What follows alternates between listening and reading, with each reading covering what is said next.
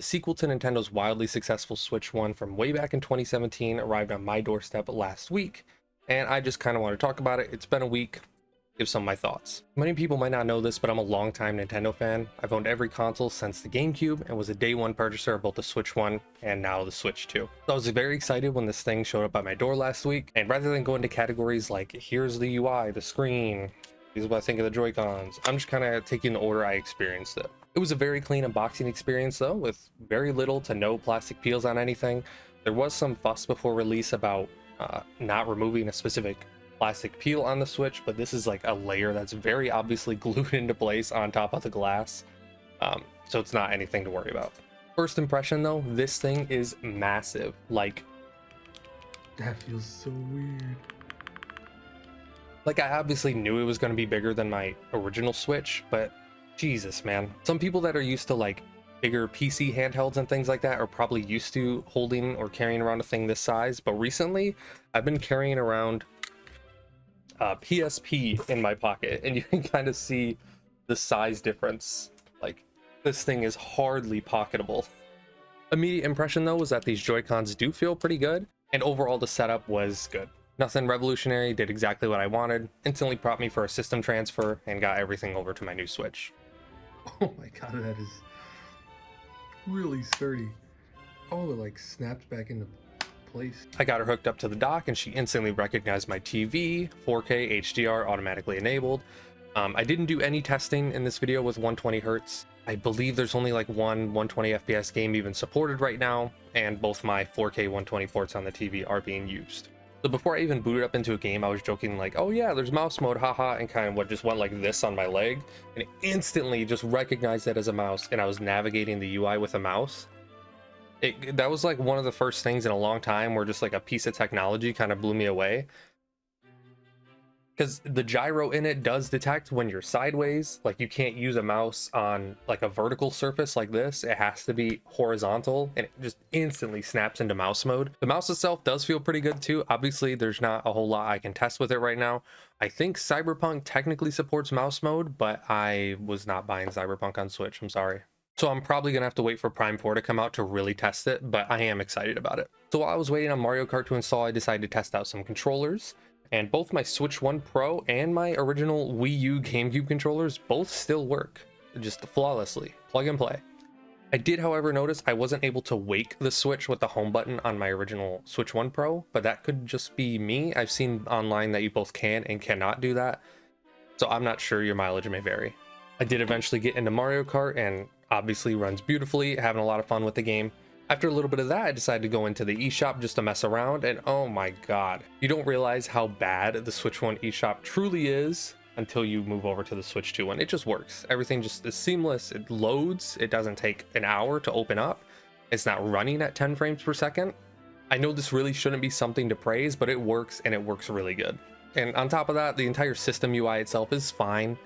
I mean, it's very minimal and identical to the original, so if you like that or hated that, you're probably going to feel the same way here.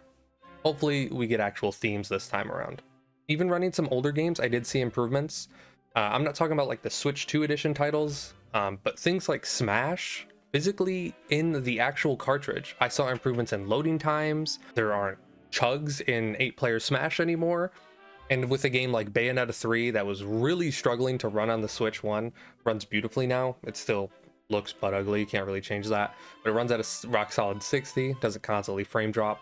And I'm personally not a Pokemon guy, but from what I've seen on Twitter, those folks are benefiting a lot from upgrading to a Switch 2. But then there are the Switch 2 edition titles, like both Zeldas, and wow, 4K 60 Breath of the Wild is truly a magical experience.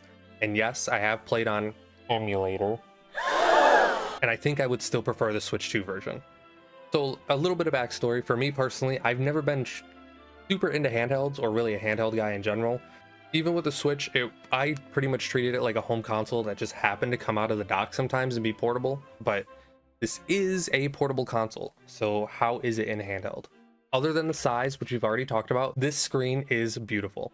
Some nerds out there might be upset it's not an OLED, but I still had an original 2017 launch Switch, so this improvement for me is massive. There's HDR and variable refresh rate built right into this portable display, and especially at this size, 1080p is plenty. It looks great.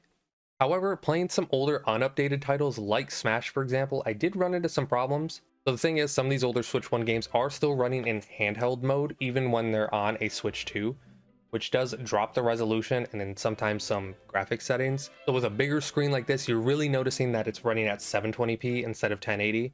And like on the Smash character select screen, for example, I was able to see a lot of aliasing and kind of able to count the pixels at times.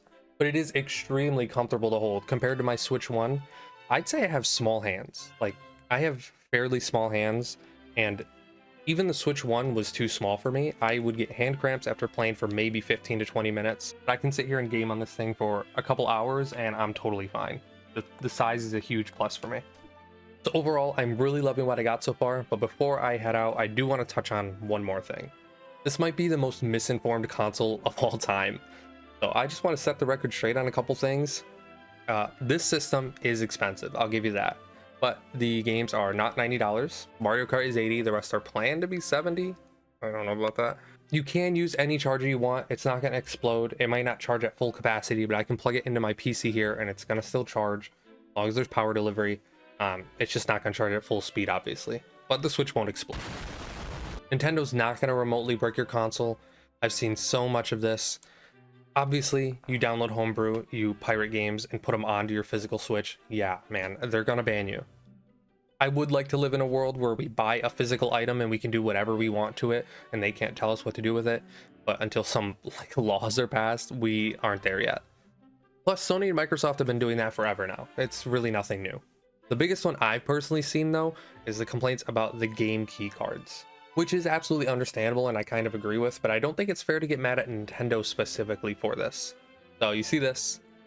These are, in my mind, what game key cards are meant to replace. These stupid scratch-off one-time download codes for games. So if anything, I would say it's fair to get mad at a specific developer, not Nintendo, since CD Projekt Red was able to fit Cyberpunk onto that tiny-ass little cartridge, but Sega can't fit Sonic Generations onto it when they did it on the previous console just fine. I don't really want to be a Nintendo defender. I absolutely have no loyalty to the color of controller that's in my hand. I just go where the games are. But when my entire For You page is nothing but lies about the Switch 1 and just fear-mongering, I feel like I need to point it out.